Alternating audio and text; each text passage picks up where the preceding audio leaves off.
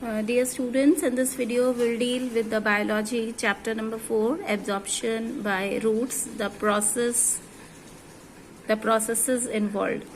It is a part of plant physiology या plant physiology के एक पार्ट में पढ़ते हैं एब्जॉर्प्शन बाय रूट्स, जिसमें हम internal structure of the plant parts और उसके स्पेशली लाइफ फंक्शंस जो कंडक्ट होते हैं प्लांट के अंदर उसको पढ़ते हैं. It may have different number in different books but it is chapter number 4 in Selina.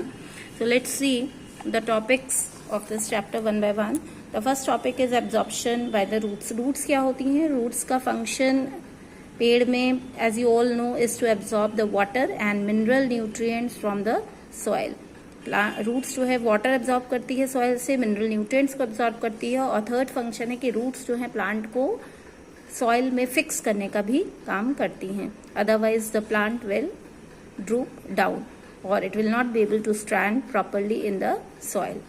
Next is need of water and minerals from the plant.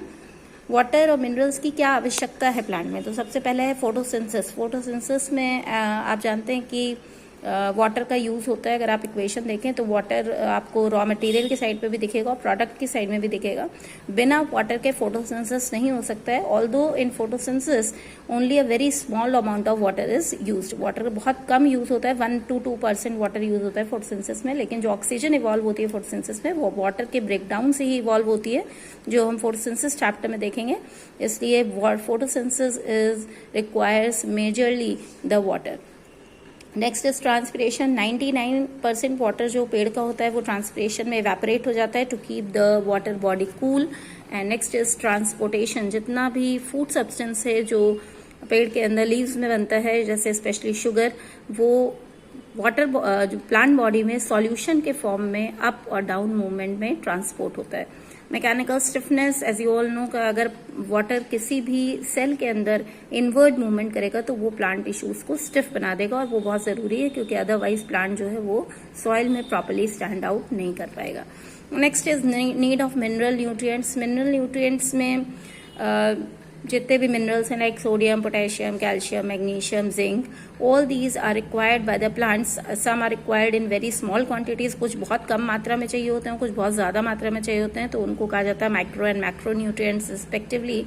वो प्लांट के कुछ पार्ट्स को स्पेशली कॉन्स्टिट्यूट करते हैं या सिंथेसाइज करते हैं, जैसे सेल ऑर्गेनलीज हैं, सेल वॉल है, और इसके अलावा बहुत सारे कंपाउंड्स और एंजाइम्स जो वेरियस फंक्शंस कैरी आउट करते हैं सेल के अंदर, उसको भी सिंथेसाइज करने का काम करते हैं. इसके बाद नेक्स्ट टॉपिक क्या है? Characteristics of roots in absorbing water. तो रूट्स की 3 कैरेक्टरिस्टिक्स होती है. Number first is enormous root hair.